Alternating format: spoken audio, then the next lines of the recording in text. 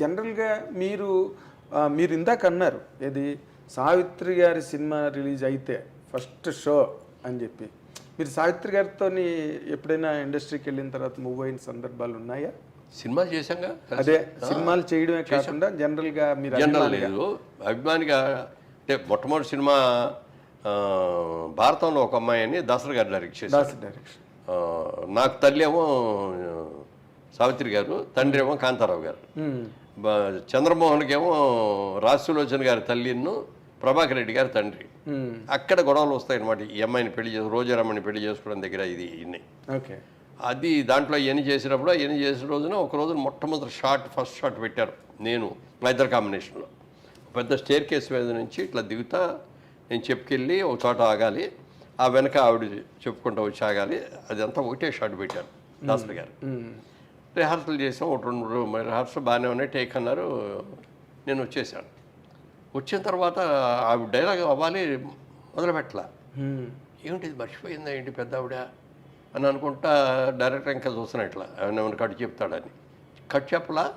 తర్వాత మెల్లగా డైలాగ్ చెప్పుకుంటూ వచ్చింది, చేసింది. ఓకే ఓకే అని అందరూ చప్పట్లు కొట్టారు. నాకు అర్థం కాదు ఇదేంటి ఇంత గ్యాప్ వచ్చింది, ఇంత డిలే వచ్చింది, ల్యాగ్ వచ్చింది. ఆ రోజులో ల్యాగ్ అనేది ఎక్కువగానే ఉన్నాం కదా, ఇంత ల్యాగ్ వచ్చింది. డైరెక్టర్ గారు కూడా ఓకే అన్నారు అని చెప్పి షూటింగ్ అయిన తర్వాత ఆయన అడిగాను నేను, ఏమండి మరి అక్కడ గ్యాప్ వచ్చింది కదా, రిహార్సల్ అంత క్విక్గా చెప్పి ఇక్కడికి వచ్చేవాడు గ్యాప్ వచ్చింది కదా, మరి ఓకే చేశారేంటి అంటే రష్లో వచ్చింది రా రష్ చూడు అన్నాడు. వెళ్ళి చూస్తేనండి ఆ గ్యాప్లో ఇచ్చిందండి ఎక్స్ప్రెషన్స్ అసలు ట్రెమండరస్ అనమాట. గ్యాప్ ఎందుకు తీసుకుందనే దానికి గొప్ప డైలాగ్ చెప్పేది ఎవరైనా చెప్తారండి. కానీ నేను చెప్పిన డైలాగ్కి ఆవిడ రియాక్షను ఇదన్నమా అట్లా ఇది ఇచ్చేసింది. అది చూసిన తర్వాత వెళ్ళి కాళ్ళకి దండం పెట్టాను. ఓకే, మహానటేనండి మీరు. అది చెప్తే ఆ రోజు నాకే ఇచ్చింది. నేను వెనక తిరిగి చూడకూడదు, దిగి వచ్చాను కదా. పైగా అంత మహానటిని అమ్మ గ్యాప్ వచ్చింది బాగాలేదు అని అనలేం కదా మనం. ఆవిడ అప్పట్లో ఆ టైంకి అసలు సావిత్రి గారి షూటింగ్కి వస్తేనే చాలు, సెట్కి వస్తేనే చాలు, ఎందుకంటే ఆవిడ అప్పటికే డిజాస్టర్లోకి వెళ్ళిపోయారు. సూర్యన్ బాబు సినిమా తీశాడు, ఇది కృష్ణ గారి ఏదో గుర్తురాట్ల పేరు. ఆ సినిమాకి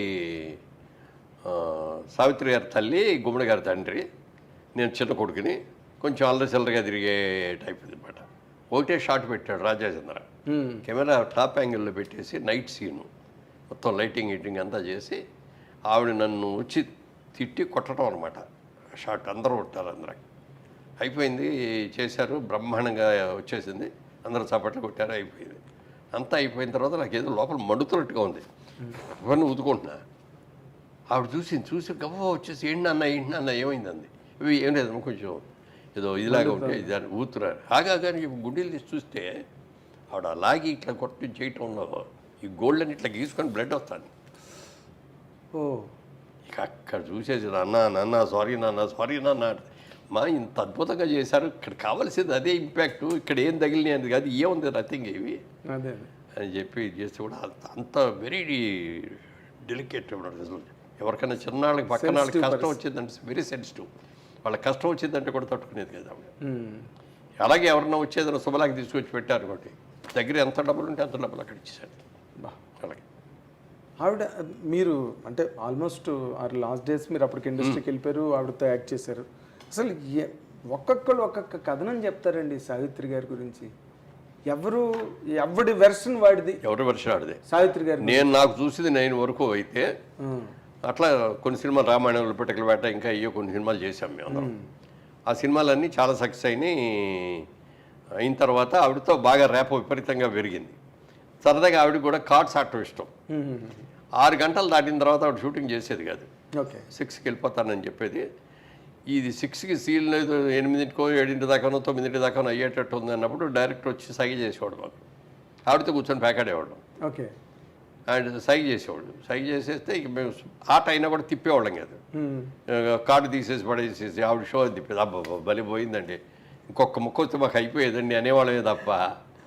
అంటే ఇక అవి పుచ్చుకోగానే అదొక సరదా, దాంట్లో ఇన్వాల్వ్ అయిపోయి టైం ఎంత అయిందనే చూసుకునేది కాదు. అంతా అయిపోయిన తర్వాత ప్యాకప్ ఏంటయ్యా 9 అయిపోయింది, నేను 6ంటికి వెళ్ళిపోతాను, ఇప్పుడు దాకా చేశారేంటి అనేవాడు.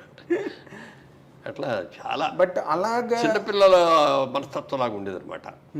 ఓ రోజున ఇట్లాగే మీ అందరం వెయిట్ చేస్తాం, దాంట్లో రామాయణంలో పిటకల వేట, ఎంఐ దీప రాల, అప్పుడు దీప బాగా క్రేజ్ అనమాట, విపరీతమైన బిజీగా ఉండేది, అన్ని లాంగ్వేజ్లో చేస్తూ ఉండేది. ఎక్కడో షూటింగ్లో లేట్ అయిపోయింది, 9ంటికి రావాల్సిన అమ్మాయి 12ంటికి వచ్చింది. వచ్చేసి గబా మేకప్ రూమ్లో డ్రెస్ వేసుకొని రాకుండా సారీ డైరెక్టర్ గారు అంటే డైరెక్టర్ గారి దగ్గరికి వెళ్తాం కదా, వెళ్ళి ఏదో చెప్తాను పిలిచింది కూడా. ఏమనుకుంటున్నావు నువ్వు అక్కడ ఆలస్యం చేసిందాను, ఆలస్యం అయింది, ఎందుకు అయింది అనేది వేరే విషయం. నువ్వు రాగానే మేకప్ తీసుకొని డ్రెస్ చేసుకొని వచ్చి షార్ట్ చేస్తావా అని మీకోసం మేము వెయిట్ చేయాలా ఇక్కడ, ఇంత ఇది నీకు ఆ మాత్రం కామన్ సెన్స్ లేదా అని చెప్పి లెఫ్ట్ అండ్ రైట్ చెప్పి అమ్మాయి బడబడబడి ఏడ్ చేసింది. అప్పుడు అందనమాట, నేను నీ మీద కోపంతో అనలేదు, మనం చాలా సిన్సియర్గా ఉండాలి, ఎంతమంది ఆర్టిస్టులు వెయిట్ చేస్తున్నారు, నేను 12ంటికే వస్తానండి, రేపు నాకు కుదరదండి అని నువ్వు చెప్పావు అనుకో, ఆయన ఇంకో సీన్ పెట్టుకునేవాడు, వేరే సీన్ తీసుకునేవాడు, ఎంత లాస్ వచ్చింది అతనికి అని చెప్తే ఇంకెప్పుడు అలా చేయనండి. మరి అంత కంట్రోల్డ్గా అంత డెడికేషన్ డిసిప్లిన్ ఉన్న మనిషి అలాంటి డిజాస్టర్లోకి ఎలా వెళ్ళిపోయారు సార్? నేను చేసిన భాషల సినిమా కర్ణాటకలో ఏదో ఫైట్ సీన్ తీశారు, అయిపోయింది, అయిపోయి ఇక ఈవినింగ్ ఫ్లైట్కి వెళ్ళిపోవాలి, అది గొప్ప ఫినిష్ చేసి వచ్చి లిఫ్ట్ దగ్గర వచ్చి లిఫ్ట్ ఆన్ చేశాను, లిఫ్ట్ కిందకు వచ్చింది, ఓపెన్ అయింది, సావిత్రి గారు ఉన్నారు ఎదురుగుండా. ఏంటమ్మా మీరు వచ్చారేంటి, ఎప్పుడు వచ్చారని అమ్మ అనేవాడిని. అంటే నువ్వు చక్కటి తెల్లటి చీర కట్టుకొని వచ్చేది, చక్కగా ఉందన్నమాట. రేపు నుంచి షూటింగ్, నాకు ఇవాళ షూటింగ్ లేదు, ఫ్రెండ్స్ ఎవరో ఉన్నారు, నైట్ డిన్నర్కి పిలిచారు, అక్కడికి వెళ్తాను. బాగున్నారమ్మా, ఇప్పుడు చాలా చక్కగా ఉన్నారు, ఇది మెయింటైన్ చేయండి అని అన్నాను. అలాగే అన్నారు, నేను నా దావని నేను వెళ్ళిపోయాను. నెక్స్ట్ డే మార్నింగ్ న్యూస్ ఏంటంటే ఆ పార్టీలో డయాబెటిక్ కోమా వచ్చేసి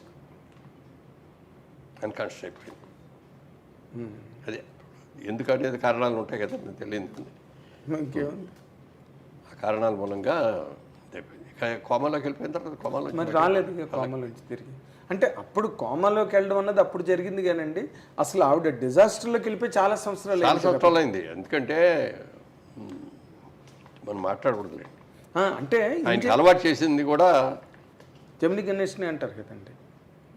మళ్ళీ దాని మీద పెద్ద రాద్ధాంత సిద్ధాంతం అశ్విని దత్ గారు వాళ్ళ సినిమాలు చూసి కొంతమంది జమిని గణేష్ని అలవాటు చేసినట్టు చూపించారు అని చెప్పి కరెక్ట్, అది అని విమర్శలు చేశారు, ఆయన విమర్శలు చేశారు. కానీ అశ్విని దత్ గారు రియల్గా తీశాడు, ఆయన కూడా తెలుసు కాబట్టి, తెలుసు కదా ఆయనకు కూడా. అంత మహానాటి చనిపోయిన రోజున మేము ఇక్కడ హైదరాబాద్లో ఉన్నాం, షూటింగ్ చేస్తాం, నాగేశ్వరరావు, దాసర్ గారు, మేమందరం ఏ సినిమా గుర్తులేదు, ప్రేమనగర్ కాదు, నాగేశ్వరరావు పెద్ద సినిమా ఏంటి, ప్రేమాభిషేకం అని కూడా జరుగుతుంది అనుకుంటా, న్యూస్ చనిపోయారు అని వచ్చింది. షాక్ అయిపోయాం షూటింగ్ ఆఫీసరు, ఎందుకంటే గురువుగారు కూడా అక్క అక్క అని ఉండేవాడు, తమ్ముడు అని పిలిచేది ఆవిడ. ఇక నాగేశ్వరరావు గారు వాళ్ళిద్దరు ఎన్నో సినిమాలు చేసేప్పటికీ ఆయన షాక్ అయిపోయారు. అయినాక నాగేశ్వరరావు, రామారావు, దాసర్ గారు మాట్లాడుకొని మనం వెళ్దాం అక్కడికి అన్నారు. సార్ నేను కూడా వస్తాను సార్, ముగ్గురం కలిసి వెళ్దామండి. మేము ముగ్గురం కలిసి మెడ్రాస్ వెళ్ళాం. మీరు చెప్తే నంబర్ అండి, మేము వెళ్ళేటప్పటికి ఫ్లైట్ లేట్ అయ్యి బాడీని తీసుకెళ్ళిపోతున్నారు. బాడీ వెనక అంతా కలిపితే ఒక 10 మంది కూడా లేరండి. ఆ 10 మంది కూడా సినిమా వాళ్ళు కాదు, వాళ్ళ ఫ్యామిలీస్ ఎవరు వాళ్ళు.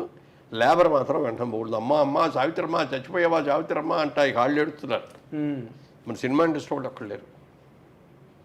మేము ముగ్గురం ఆ ఫ్యూనరల్ చివరి దాకా వెళ్ళి ఆవిడ ఫ్యూనరల్ అయ్యే వరకు ఉండి అది అయిన తర్వాత వచ్చాం.